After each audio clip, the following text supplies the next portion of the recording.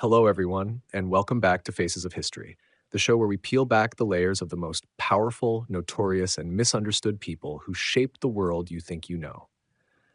I'm your host, the Duke of New York, and tonight we're stepping behind the walls of secrecy, wiretaps, blackmail files, and whispered threats. We're talking about the man who built America's most powerful domestic spy machine and ruled it like a king for nearly half a century. His name? J. Edgar Hoover. He was the first director of the FBI, the man who turned a fledgling bureau of accountants and postal inspectors into the nation's top law enforcement and surveillance powerhouse. For nearly 50 years, Hoover kept files on presidents, civil rights leaders, movie stars, anyone he thought might threaten his vision of America. Was he a patriot who protected the nation from communists, gangsters, and radicals? Or was he a paranoid tyrant who used the power of the state to crush dissent and protect his own secrets? So pour yourself a stiff drink, lock the doors, and get ready to peek inside the mind of the watcher in the shadows, J. Edgar Hoover. Part 1. A Child of Power and Fear. Let's wind the clock back, long before the tailored suits, the wiretaps, and the secret files, before the Oval Office learned to tremble at the sound of his name. Before the world knew him as J. Edgar Hoover, the nation's top cop and its most paranoid watcher in the shadows. Before all that, there was just Edgar, a boy growing up in the marble heart of America's capital. Washington, D.C. at the turn of the 20th century wasn't the buzzing global power center we think of today. Back then, it was a small, swampy city with stiff social hierarchies, polite facades, and suffocating whispers behind closed doors. The Hoovers were very much part of that world, respectable but teetering on the edge of scandal. John Edgar Hoover was born on New Year's Day, 1895, the youngest of 4 children. His family was neither wealthy nor truly poor. They were part of the vast gray middle layer of federal clerks and small bureaucrats that kept the gears of government grinding. His father, Dickerson Hoover, worked for the U.S. Coast and Geodetic Survey, a stable federal job, but behind that respectable title was a man plagued by mental health troubles. Melancholia, they called it then, what we might call clinical depression today. Some say Dickerson's condition worsened to the point that he was institutionalized, though the Hoover family did all they could to bury that rumor deep.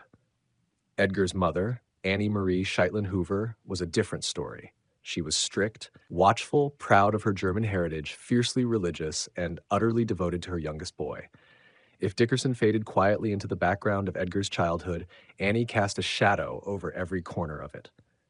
Imagine young Edgar in that world, a bright but anxious boy, raised in a house where your father's weakness was a secret to hide, and your mother's approval was your only armor. Edgar learned early that appearances were everything. Reputation was a fortress you built brick by brick, and once a crack appeared, it could all collapse. He wasn't a tall boy, short, stocky, bookish. He stuttered when he got nervous, so he threw himself into debate club at Central High School, determined to beat his own tongue into submission. It worked. He studied Latin and law, read obsessively, drilled himself to speak in precise, clipped sentences. Every word had to be perfect. No slip-ups that could make him look weak or foolish. He also found solace in church. Edgar sang in the choir at his Presbyterian congregation. He taught Sunday school. Some say his rigid moralism, his obsession with clean living and controlling vice, was born there in the pews, where sin was everywhere and must be rooted out wherever it lurked. But beneath all that discipline, Hoover's fear, the fear of shame, never went away. If his father's mental collapse taught him anything, it was this: weakness destroys families. Secrets must be buried so deep that no one could ever use them against you. He watched his father's shadow fall across their respectability and decided he would never let his own life slip like that. Never. So he built walls. He kept notebooks of names and facts. Even as a kid, he was a collector of information. His classmates joked that Edgar could ruin you with what he knew about your schoolyard secrets, and you'd never even know he'd been listening. After high school, Hoover went to George Washington University, working days at the Library of Congress and studying law by night. He didn't party. He didn't carouse. He didn't gamble. He polished his shoes, memorized statutes, and built a reputation for absolute precision. He knew the library's vast card index system by heart. A dry fact, maybe, but it foreshadowed something bigger. Hoover's lifelong belief that information, meticulously cataloged and cross-referenced, was the ultimate power.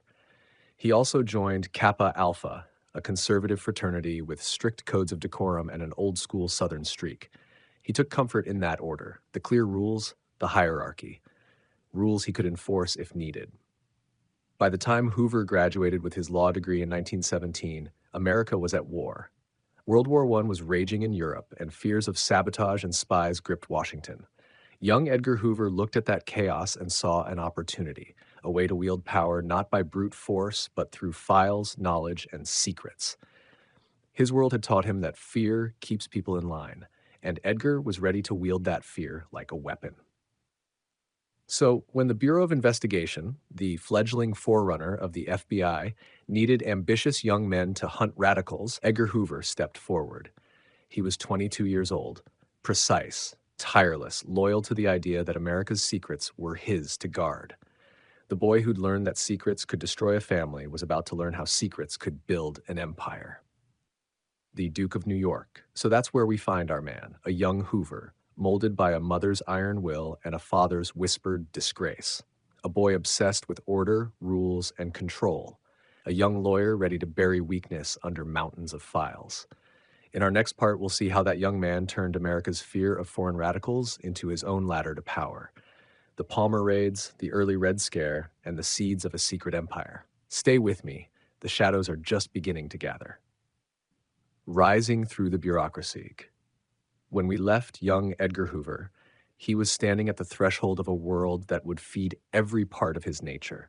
His love of order, his hunger for power, his fear of chaos and secrets that could slip through his fingers. The United States was changing fast. It was 1917. America had just entered the Great War in Europe. The fear of German spies, anarchists, and radicals was thick in the air. Cities buzzed with suspicion. Washington's corridors of power were hungry for men who could keep tabs on threats, foreign and domestic. Edgar Hoover was exactly what they needed.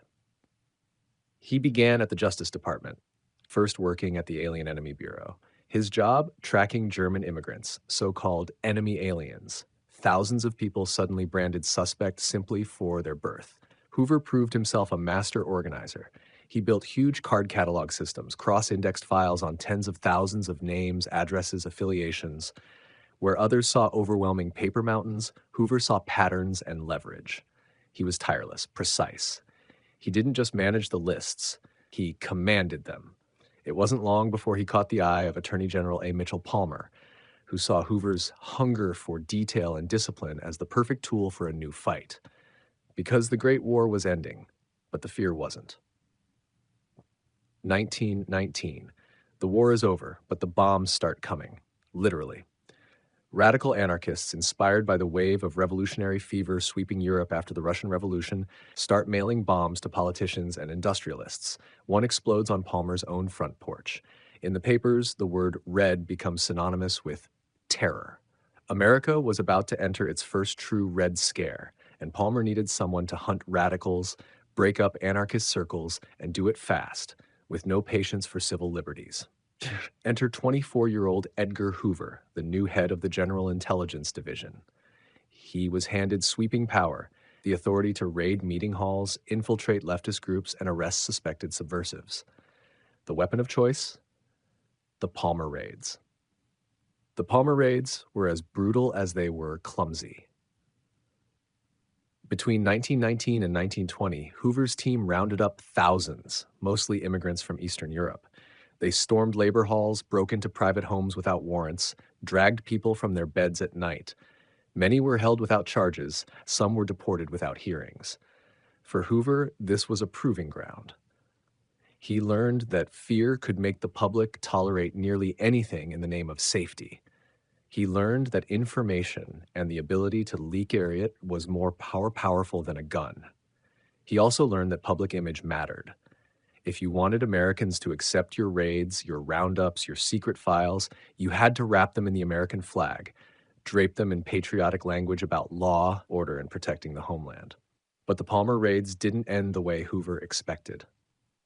As the wave of panic receded, civil libertarians pushed back. Newspapers started asking questions. Why were citizens arrested without warrants? Why were people jailed for weeks without trial? Suddenly, the very files that made Hoover powerful threatened to expose him and Palmer to scandal. The backlash burned Palmer's career, but Hoover, ever the survivor, came through mostly unscathed. He was clever enough to keep his name out of the headlines, quick enough to dodge the blame. He knew when to step forward and when to vanish into the shadows. That lesson stuck. Power was safest when hidden behind closed doors, protected by secrecy and fear. By the early 1920s, Hoover's obsession with rooting out radicals became the Bureau's obsession. He was relentless. He demanded absolute loyalty. He weeded out agents he thought were too soft, too corrupt, too unpredictable. Then came 1924, the turning point. The Bureau of Investigation was in crisis. A corruption scandal under then-director William J. Burns, the so-called American Sherlock Holmes, had humiliated the Justice Department. Prohibition was turning local lawmen into crooks. The Bureau's reputation was in tatters. So Attorney General Harlan Fiske Stone needed a house cleaner, a young man with no political ties, no debts to pay, no favors to owe, someone who would run the Bureau like a spotless machine. Hoover, just 29 years old, was the obvious choice. On May 10, 1924, he became the Bureau's 6th director, but in reality, he would be its true creator. He got to work immediately. He fired incompetent or corrupt agents by the dozens. He demanded they have law or accounting degrees. He set up a rigorous training academy. He introduced fingerprint files, centralized criminal records, and standardized procedures, all innovations at the time. He dressed his agents in crisp suits, banned drinking and gambling, and demanded spotless personal lives. They would be incorruptible, at least on paper. The public loved it. Here was a clean-cut, square-jawed army of G-men ready to tackle organized crime and the rotting politics of the Roaring Twenties. But while the public saw the face of clean government, Hoover's mind was on something deeper: control. He made loyalty personal. He expected agents to be loyal not just to the Bureau, but to him. He created a culture of fear and admiration. Promotions, plum assignments, and protection all flowed from the director. Betray him, and you'd find your career and sometimes your personal secrets shredded in a confidential file. Bit by bit, Hoover's empire grew. Presidents would come, the Roaring Twenties would end. But Edgar Hoover, the master of the bureaucracy, was just getting started. So there he was, a young man in a tailored suit, building America's first modern domestic intelligence empire brick by brick. He had learned that the true power in Washington didn't lie in headlines or elections. It lay in the shadows, in secrets that could destroy a rival, in files that could make the mighty tremble. Next up, the age of gangsters, Tommy guns, and the birth of the G-Men legend. Dillinger, Capone, Pretty Boy Floyd, and Hoover's greatest weapon, the American public's hunger for heroes. Stay with me, because the shadows are about to spill into the spotlight. All right, so we've got young Edgar Hoover in the driver's seat now. The Bureau is clean on paper, sharp in its suits, clipped in its reports. But a tidy bureaucracy isn't enough to make a man untouchable in Washington. To truly cement his power, Hoover needed something else: public worship. He needed Americans to see him and his Bureau, not just as paper pushers in dark offices, but as the thin blue line holding back chaos. That opportunity knocked in the 1930s. The age of the gangster. The 1920s had made outlaws into folk heroes. Prohibition turned bootleggers into millionaires and crooked cops into partners in crime. Mobsters like Al Capone ran entire cities. Small-time bank robbers like Bonnie and Clyde, Pretty Boy Floyd, and John Dillinger became household names. America was deep in the Great Depression, hungry, restless, looking for something, anything, to break the gloom. Some people saw the gangsters as modern-day Robin Hoods, sticking it to the system, outrunning the law in Ford V8s and machine gun fire.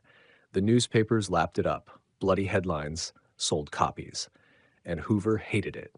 These men humiliated local cops, shot up small towns, and worse, they made the Bureau look weak. He couldn't stand it. Hoover had built his empire on the promise of control. Outlaws made a mockery of that control.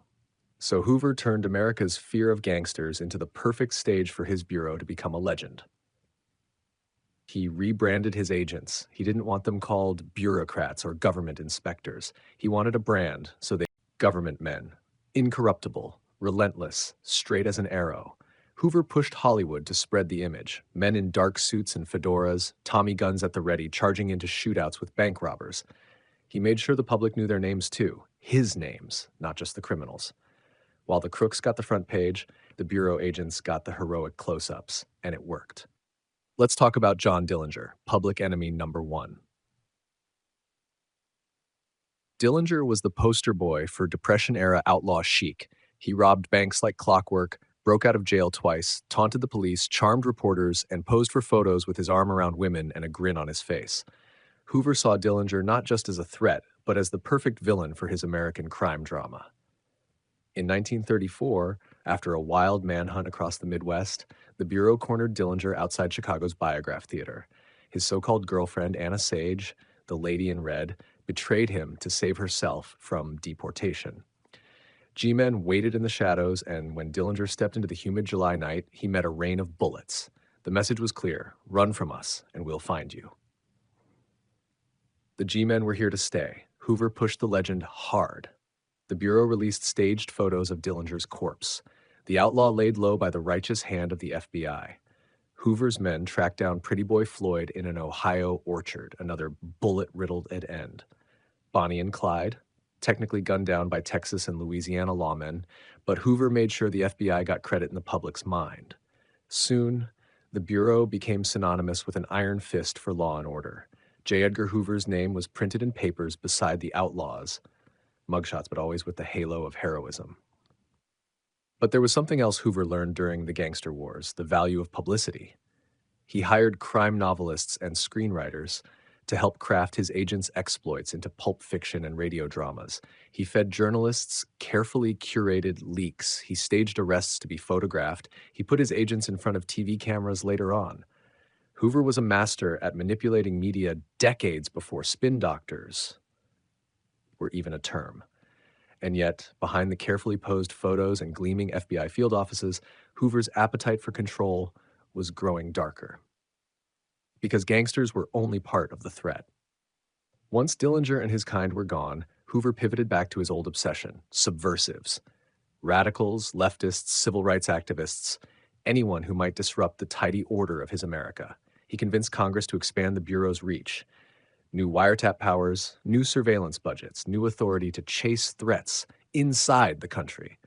The gangster years gave him the public's trust, and he turned that trust into a blank check for domestic spying that would make the old Palmer raids look like child's play. But for now, in the 1930s and early 40s, the public loved him.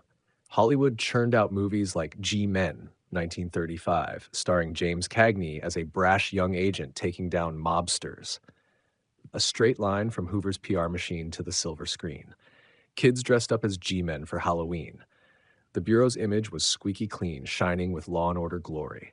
The messy truth, the backroom deals, the illegal wiretaps, the secrets Hoover quietly hoarded, stayed buried behind closed file cabinets. And Hoover himself? He grew more powerful than ever. Presidents came and went: FDR, Truman, Eisenhower, but Hoover stayed. He kept files on everyone, from senators to Hollywood moguls. And behind his polite smile, he made it known: those files could destroy careers if they ever needed to. So here's where we leave him tonight. Hoover at the peak of his G-Man glory, standing like a watchful father over America's underworld, or so he wanted you to believe. But the next threat wouldn't come with Tommy guns and getaway cars. It would come with books, protests, sit-ins, marches, and a dream of equality. And J. Edgar Hoover would wage a secret war to crush it. Stay with me, because next we're diving into the age of civil rights and Hoover's shadow war on the movement that tried to change America forever. Part 4, The Secret Files and the Red Scare. All right, we've followed Hoover from the terrified boy in his mother's parlor to the clean-cut king of the G-men, slaying gangsters and playing hero for the American press, but the gangsters were never his final act. See, criminals like Dillinger, Capone, Pretty Boy Floyd, they gave Hoover a headline, a legend, a stage. But Hoover's true love was fear. Fear he could control, fear he could weaponize. And nothing fed that fear machine like the specter of communism. When World War II ended in 1945, America went from fighting Nazis to fearing the Reds. The Soviet Union had gone from ally to archenemy almost overnight. Stalin's Iron Curtain fell across Eastern Europe. China fell to Mao. Americans watched stunned as the world they'd helped free slipped into a new darkness, one they didn't understand, but were told to fear. Hoover stepped forward, ready to save them. At least, that's how he sold it. This was the birth of the Cold War, and Hoover was its first domestic general. If you think McCarthy was the face of the Red Scare, the snarling senator waving sheets of secret lists, remember this. Joe McCarthy borrowed Hoover's playbook.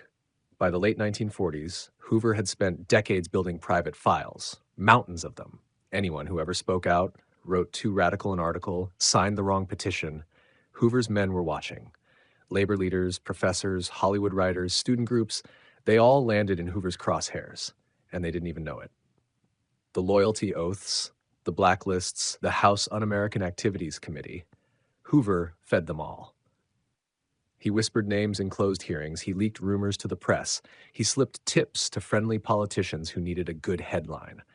When Hollywood writers and actors were dragged before Congress to swear they weren't communists, it was often Hoover's secret files doing the real accusing. When teachers and civil servants had to sign loyalty oaths, it was Hoover's quiet prodding that made the paranoia official policy. And all the while, he kept collecting. Files grew thicker. The Bureau's domestic surveillance program ballooned. Wiretaps, mail intercepts, undercover informants planted in unions, colleges, political groups. If you dared stand on a soapbox in America and say something Hoover didn't like, odds are your name ended up in a manila folder in his filing cabinet. What did he do with it? Power. Plain and simple. See, Hoover didn't care only about radicals. He cared about leverage. Politicians learned fast. Cross the director, and you might find a file opened on your hidden affairs, your gambling debts, your secret meetings. Some of these files were real dirt. Some were rumor and half-truth, but rumor was often enough. Presidents found this out too.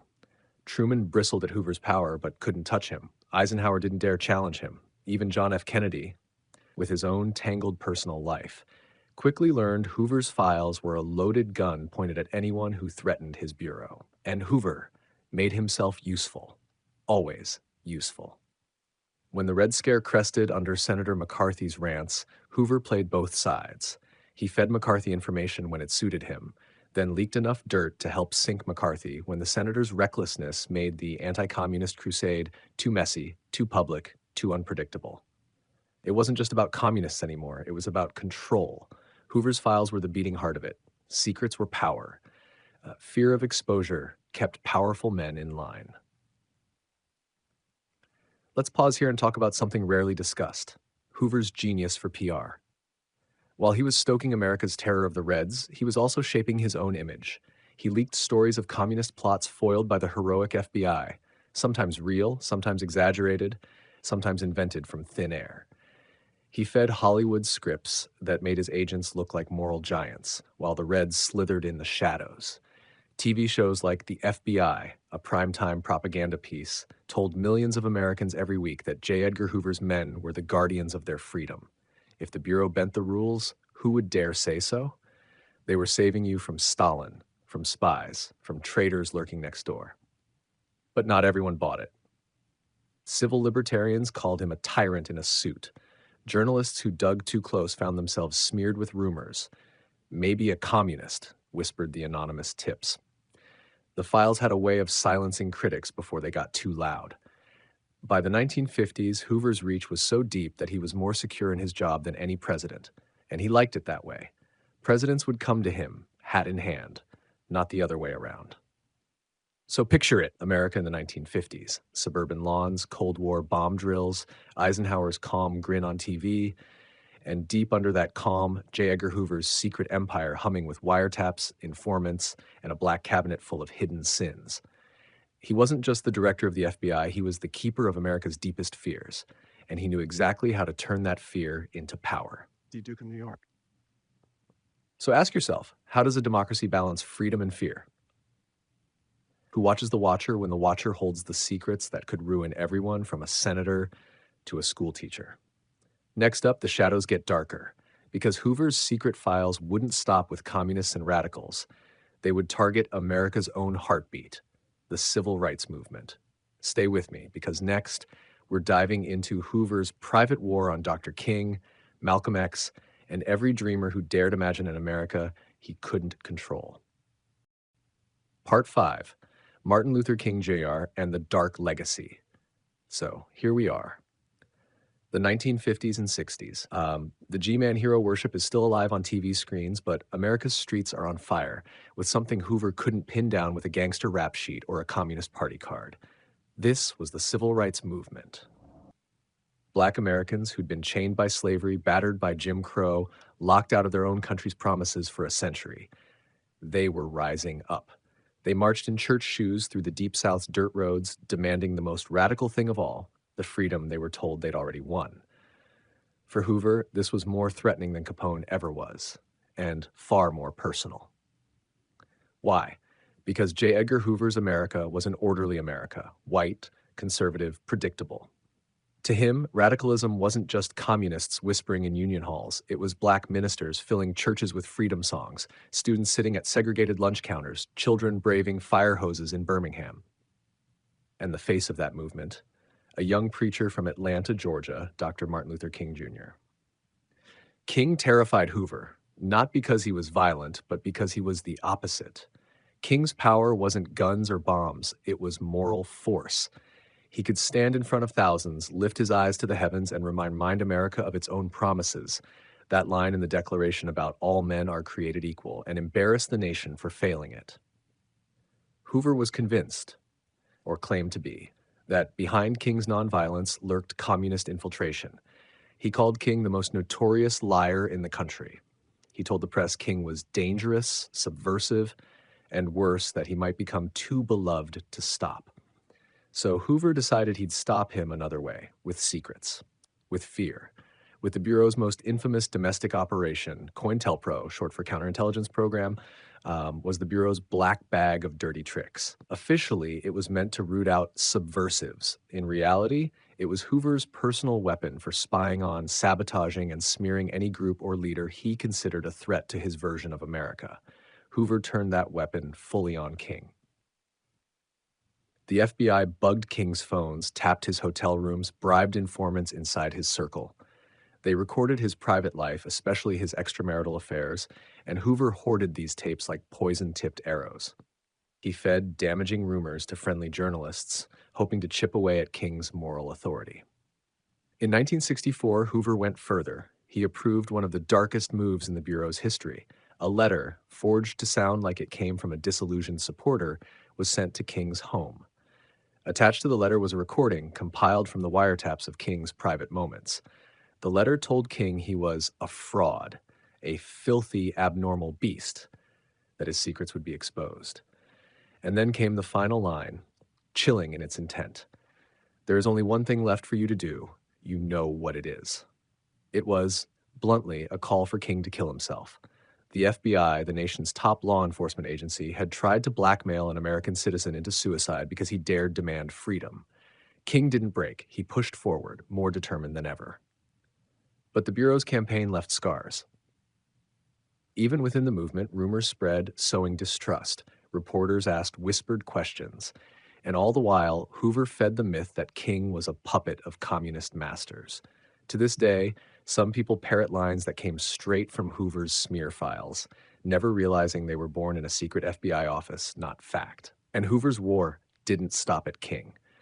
COINTELPRO targeted Malcolm X, the Black Panthers, civil rights lawyers, student groups, Native American activists, anti-war protesters, feminists, anyone who demanded America live up to its own slogans found Hoover's hidden hand trying to break them apart. The Bureau used informants to plant rumors, turn allies against each other, and fuel paranoia that sometimes exploded into real violence. When King was assassinated in Memphis on April 4th, 1968, Hoover didn't weep. To the director, King's death meant the threat had ended. But the files didn't disappear. They sat there, proof of how far Hoover would go to silence a man with a dream. It's easy to look back and ask, how did he get away with it? Simple. Secrets. Politicians feared Hoover more than they opposed him. Presidents knew he held files on them too. The press rarely dared push. If anyone tried, Hoover could leak a scandal, true or invented. And the American public trusted the squeaky clean G-man image, not knowing the shadows behind the badge. In the end, that's Hoover's darkest legacy, the fear that defending freedom required breaking it first. He claimed he protected America, and maybe in some ways he did.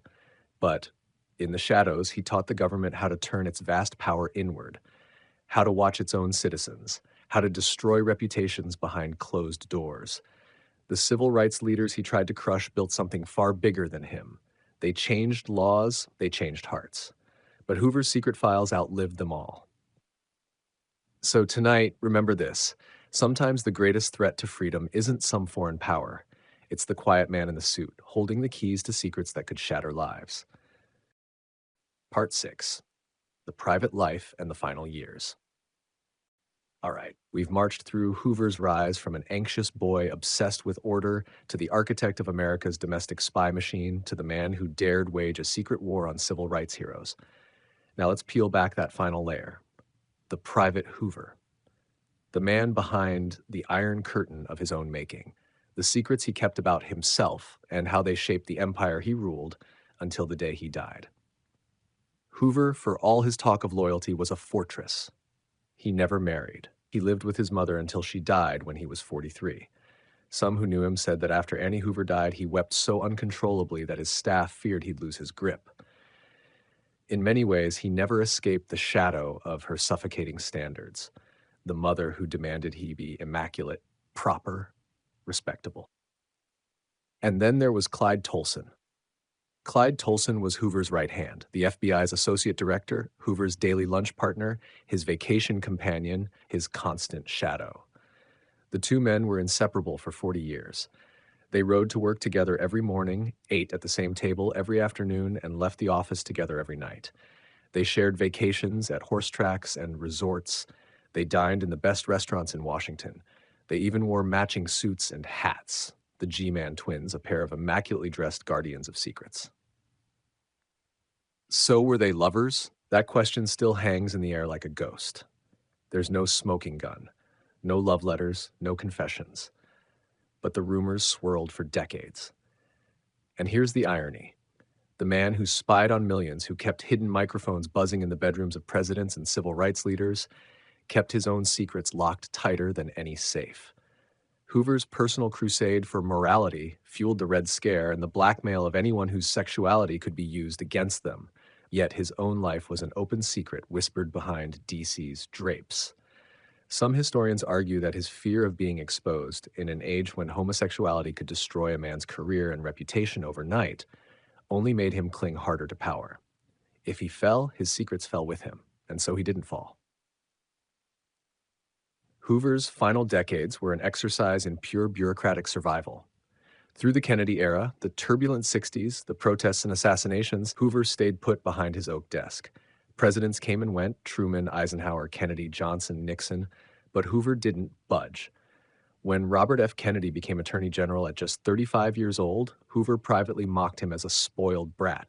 But Bobby Kennedy also knew Hoover could end him politically if he chose to open certain files. So the uneasy truce held. When Lyndon B. Johnson took office after JFK's assassination, he relied on Hoover to root out enemies, both real and imagined, as the nation reeled.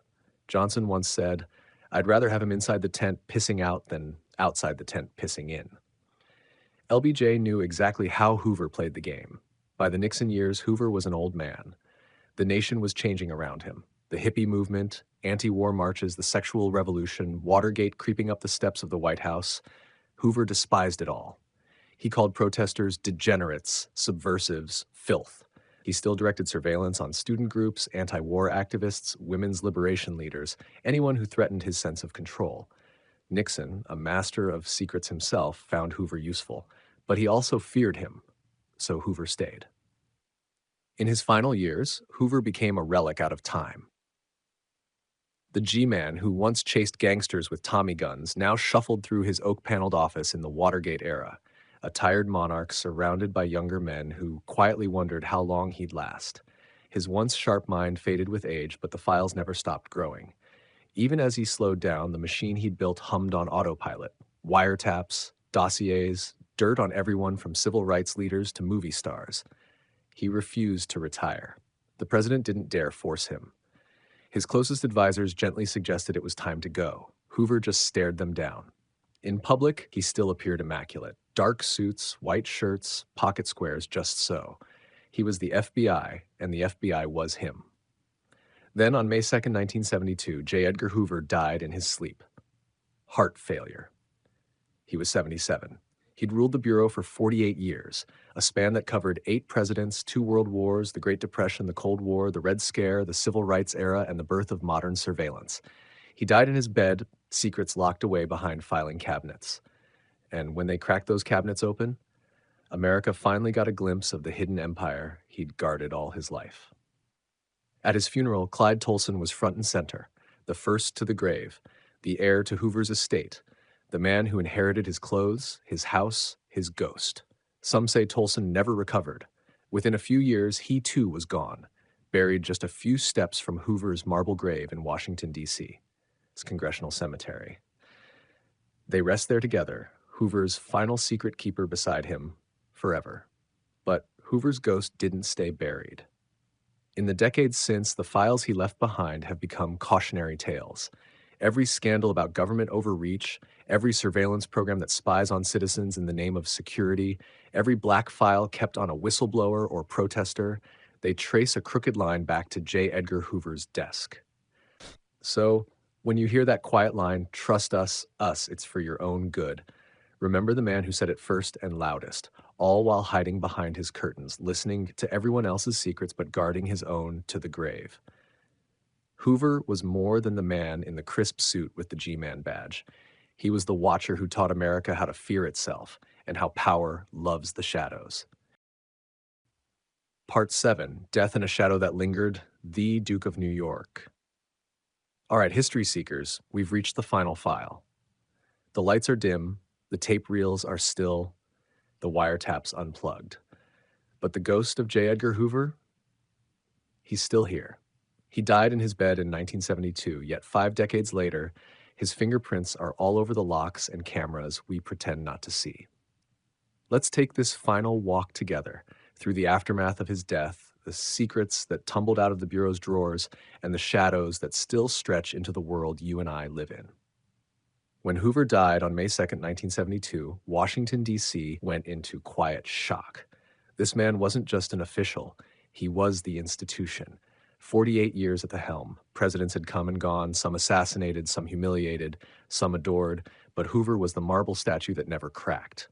When word spread that the director was dead, the real scramble began behind closed doors. What did he leave behind? And more importantly, what would happen if it got out? Almost immediately, stories spread about aides rushing to Hoover's office in the dark hours after he passed. Clyde Tolson, his loyal shadow, was among the first there, frail himself, grief-stricken but sharp enough to know the stakes.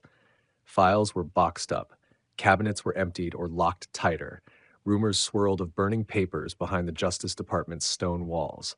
Hoover's private files, his so-called official and confidential stash, weren't bureau property. They were his. A private armory of secrets, gossip, wiretap transcripts, dirt on everyone from senators to movie stars. Some real, some rumor, some so salacious they read like pulp novels. No one really knows what was destroyed and what survived, but pieces did slip out. The bits we do have show just how wide his net had spread. Martin Luther King Jr., Eleanor Roosevelt, Frank Sinatra, John Lennon, anyone with fame, influence, or ideas that threatened his vision of tidy American order. President Nixon, knee-deep in his own secrets, found himself facing the FBI without Hoover's tight grip. At first, Nixon thought he'd have free rein. Instead, the Bureau was suddenly a nest of people who knew where the bodies were buried, literally and figuratively. Less than 2 months after Hoover's death, the first cracks of the Watergate break-in splintered open. Poetic, isn't it? Hoover's death cracked open an age of secrecy, just as Nixon's own paranoia and dirty tricks brought the whole rotten machinery into the sunlight. The man who'd taught America how to bury secrets died, and the floodgates broke. In the wake of Hoover's passing, the public finally got its first real glimpse into how far the Bureau's reach had gone. Congress launched investigations, the famous Church Committee hearings of the mid-70s. The word COINTELPRO entered the public vocabulary, whispered in stunned disbelief as Americans learned the FBI hadn't just spied on spies, but on their own neighbors, students, priests, and peaceful protesters. The hearings exposed how the Bureau had infiltrated civil rights groups, anti-war movements, feminist organizations, and Native American activists, how they'd tried to blackmail Martin Luther King Jr. into suicide, how they'd manipulated the press, staged dirty tricks, and acted far beyond any official oversight. It wasn't just about Hoover anymore. It was about what he'd built. He'd constructed a blueprint for the modern surveillance state. And once the blueprint existed, you couldn't unbuild it. So how did America respond? In the short term, Congress passed reforms, new rules on surveillance, new oversight committees. The FBI was trimmed, reshaped, forced to answer to the people's representatives, at least on paper. But the truth? The lessons stuck only halfway. Hoover taught America the double edge of fear, that in moments of crisis, people will trade freedom for security in a heartbeat. 9/11, the Patriot Act, the NSA wiretaps, the digital dragnet we all live under now, whether we admit it or not. It all echoes from Hoover's playbook. Collect everything, hide it well, use it when you must. Even Hoover's image stayed complicated and weirdly durable. In his death, Hollywood couldn't resist him. Clint Eastwood played him as a tortured, closeted titan in J. Edgar. History documentaries swing between praising him as the father of modern forensics and condemning him as America's homegrown tyrant. Monuments, none that stand tall. His grave is modest, a flat stone in Congressional Cemetery not far from Clyde Tolson's. Just two men in the ground now, side by side forever, their secrets buried deeper than their bones. But the Bureau still bears his name, whether they like it or not. His old office, room 802 at the FBI's Hoover Building in D.C., is preserved like a shrine. Same desk, same chairs, same tight drapes drawn against the world. A fossil of paranoia and power, waiting for curious minds to wonder, how did he get away with it for so long? And maybe the scarier question, who's doing it now? Because Hoover didn't invent government secrecy, he just mastered it. He didn't create the machinery that watches you, he just tuned it to perfection for the 20th century. Today, the machines are bigger. The files aren't in metal drawers, they're in server farms in the cloud. Algorithms and facial recognition stand where Hoover's scribbled notes once did. The watchers now wear jeans and hoodies instead of crisp G-Man suits, but the questions are the same. Who watches them?